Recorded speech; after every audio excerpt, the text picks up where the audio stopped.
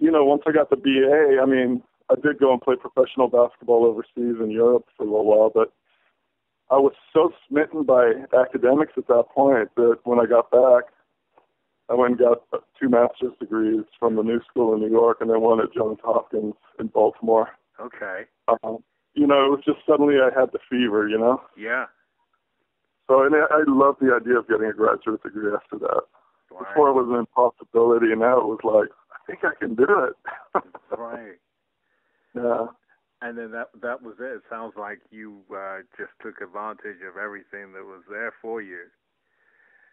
Yeah, I mean, it was a taking advantage. It was absolutely, but it was also, paying a respect to it. Because I had, when I didn't know, for example, that schools like the Ivy League existed until I was 19 or 20. Okay.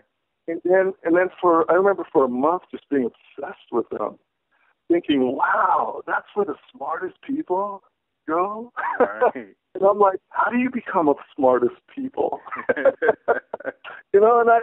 to me, suddenly, when I played basketball, I never had a dream of playing college ball. I could care less. Or playing professional basketball, I could care less, but I did these things kind of as Forrest Gump did them. But in terms of academics, when I realized, wow, that means you're smart if you go to a great university and you get in legitimately without a basketball scholarship. Yeah. That means you're being defined as somebody who's got a brain. Yeah. And so I was obsessed, in a sense, at that point of getting into a really great university to do a graduate degree. And, that to me was like one of the ultimate challenges to take on, on your own from scratch, from nothing, from having no base at all. Yeah, yeah. So. Did it change you a lot as a person as this process was happening? I think it made me more of a focused person. For the first time in my life, I had ambition. I never had ambition before. Right. In any field at all. I never had goals. Maybe at some point I said, let's stay out of trouble. That's a goal. Or I remember after I got arrested once when I was 13 years old, we broke into a marine warehouse with underwater cameras and all this, and it was like me and 4 or 5 of my friends. I was in a gang called the Beacon Boys. Okay. And we all got arrested, and I remember my probation officer, I was given 2 years probation, and he told me and my mother at our first meeting, if I ever got arrested again, our entire family was being deported to Germany. Whoa. Because this is where I was born, that's where my mother was from.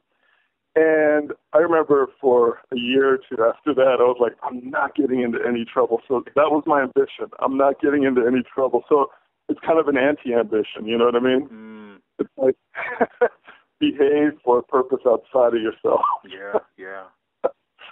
So, but like the academic thing was really wonderful to discover because, wow, really? I mean, I could actually map this out and I could actually, have this wonderful sense of self-fulfillment here.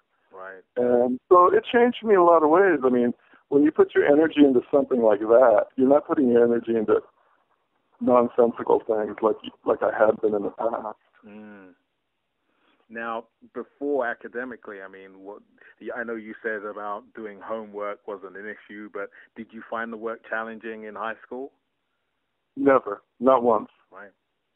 Not once. I mean, the LA Unified school system isn't known for, it's high standards either. But, no, in fact, I know I graduated with a C average, but, how can you graduate with a C average and never have done homework? You know what I mean? Right. I mean, never have done homework. Wow. So, yeah. All right. You're moving along academically and athletically. That's right. And then when did you think that, hey, you know what? I am actually very academic.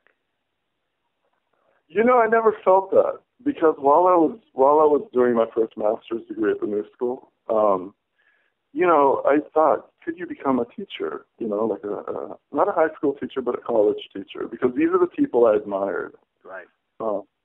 And I never admired the high school environment. So I didn't care what kind of job you did in a high school. If you were in a high school, to me that was bad. Right.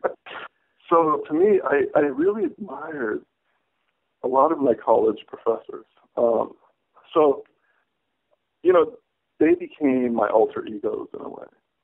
At a certain point, I said to myself, look, no matter how hard you try, you're not going to become a college professor because, my ability to establish a breadth of knowledge over one subject, I didn't believe that was my personality or that was my destiny. Right. That I was mainly there for,